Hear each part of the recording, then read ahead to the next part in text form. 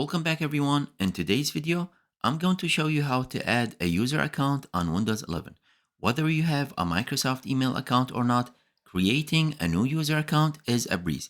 Let's get started. Let's start by opening Settings. Right-click on the Windows icon and select Settings. Once the Settings window opens, find Accounts in the left-hand menu and click on it. Scroll down to find Other Users and click on it. Then you'll see an option to add other user. Click on the Add Account button. If you have a Microsoft email account, go ahead and sign in with it. If not, click on I don't have this person's sign-in information. Then select Add User without a Microsoft account. Now enter the new user's name.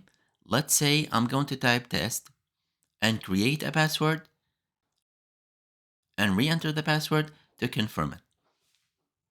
Next, you'll be prompted to fill out some security questions. Now, this is important in case you ever forget your password.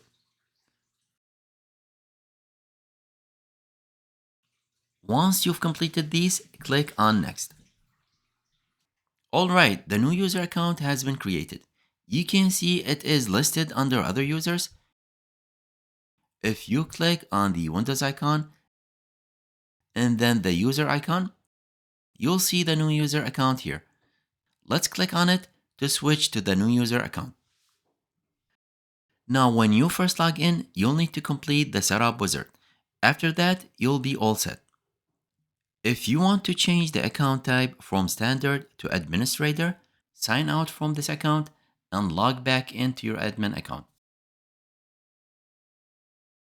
Just go back to the other user section.